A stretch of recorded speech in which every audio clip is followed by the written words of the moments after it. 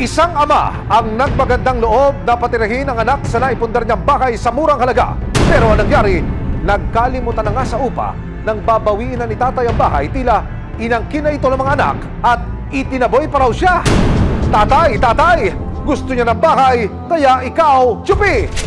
Dumulog sa resibo ang 78 taong gulang na si Fidel. Hindi niya tunay na pangalan para ilapit ang kanyang problema. Taong 2018 daw nang patirahin niya ang kanyang panganay na anak na babaeng si Riza at pamilya nito sa kanyang bahay sa Taguig. Para daw makatulong sa anak na nooy nangungupahan sa isang apartment sa halagang 10,000 piso kada buwan. Hindi raw siya nag-alinlangang patulugin ng mga ito sa kanyang tahanan. Ano nangyari ba doon sa bahay niyo? Yung mga anak kong yun, ang usapan namin, magpapamilya, pansamantala lang silang titira sa aking bahay. Opo. Pero, ang kasunduan, magbibigay sila sa akin ng sustento ng 3,000 per month. Para makasiguro, nagpasya noon si Mang Fidel na gumawa ng isang formal na kasunduan.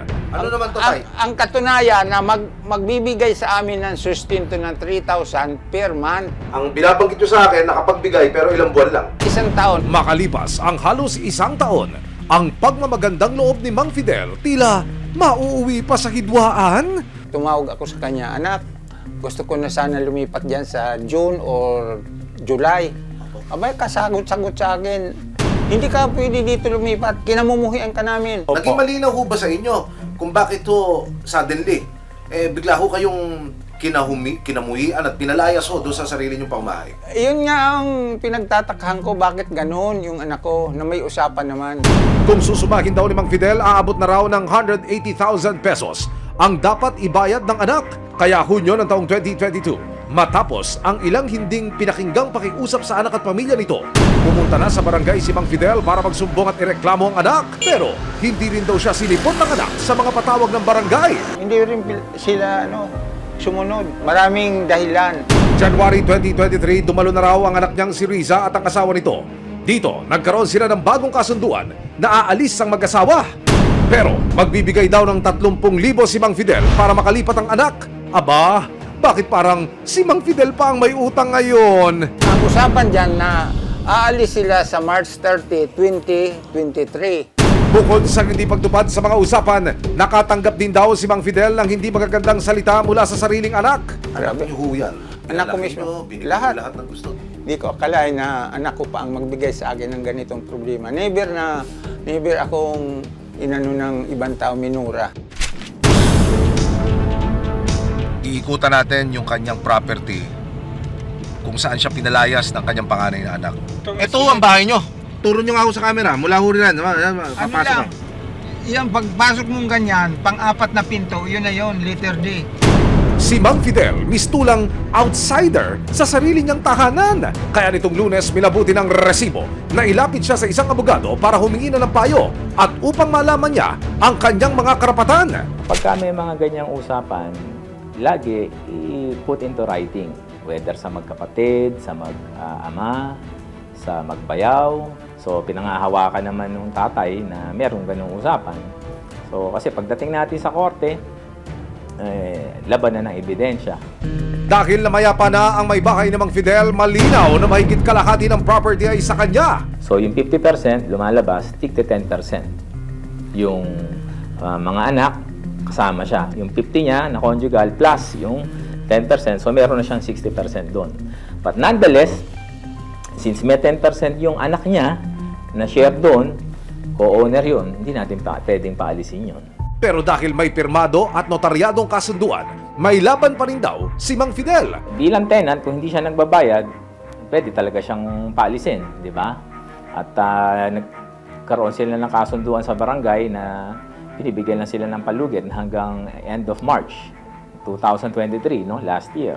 Kung file ng motion or issuance of writ of execution, I think i-honor ng judge, ng MTC judge, yung naging usapan sa barangay.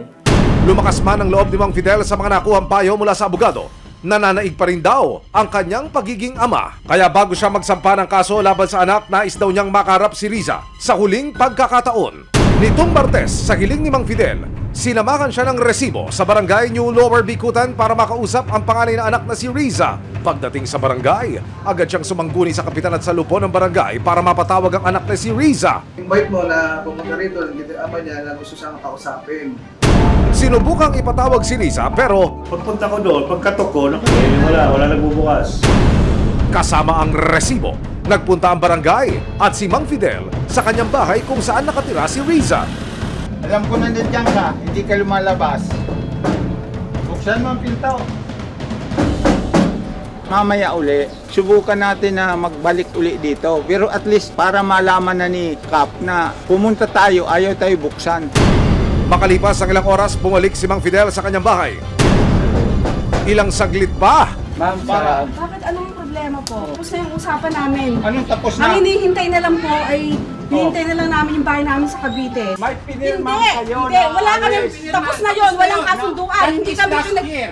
hindi inayos ng lupon doon. Oh, may Ang isa pa, pinagpwersa pa ninyo yung barangay dito. Alam mo Dito. ba, itong dalawang ito nagsisinungaling. Tignan mo. Kami pang ngayon Kami pa sinungaling, panganay na anak ako. ang ganyan tatay. Unang-una, dapat ilang magulang na pinagkakasundo kami pamilya. Ang pakiusap namin, lilipat kami sa bahay namin sa Cavite pag na-forward na sa amin ng pag-ibig yung loan. Oh, 5 years ago. Which is hindi pa. So, saan kami titira? 5 So, years ang ago. pakiusap namin, pansamantala lang naman, natitira kami dito, once na ma-turn over na sa amin, yung bahay namin sa pag-ibig, aalis din kami dito. Hindi sila marunong umintindi sa amin. naging mainit ang pagtatalo ng mag-ama at ng mag-asawa. Isa kang manipulator. Sinungaling ka. Napakasinungaling mo. Alam itong... Hindi, sinungaling ka talaga. Kasama ko yan, siya yung Sinungaling ka. pumasok dito. Pwede kang lumalas Sinungaling dito ka. dahil hindi Hindi, sinungaling kita ka. anak. Hindi namin, unang-una, walang titulo itong bahay na Ano to. wala? Ito, dala ko. No! Wala kang titulo. No! Hindi. Ang gusto po sana ni tatay, magkaroon lang po tayo ng isang maayos na usapan. Hanggang ngayon, last na lang po ito. Pagdating ng mag-ama sa barangay hall na mas masana ang dalawang panig at sinimulan na nilang pag-usapan ng mahinahon ang isang bagong kasunduan. Nagkaharap muli sa araw na ito ang magkabilang panig at nagkasundo ng mga sumusunod. Mag-aantay ang complainant ng tamang araw na marilis ang housing loan sa Cavite upang makaalis sa bahay na gusto niyang kunin ng complainant. Okay na po, tatay? Opo, okay na po. Paliwanag ni Riza, matagal na raw niyang pinagdarasal na pakinggan siya ng ama at magkaayos sila. Kasi ang hinihiling ko naman talaga, yung maintindihan na kami ng lubusan. Kasi marami rin kami mga pinabayaran. Sa huli, nanaig ang pagiging ama ni Mang Fidel. Pumayag siyang patirahin pa rin ang anak at pamilya nito hanggang makalipat daw sila sa hinuhulog-hulugang lupa at bahay. Lubos ang pasasalamat ko sa inyong programang ito, ganun din kay Ma'am Len Oresca. Kung siya yung namagitan sa amin, sana naging panaayos na ito.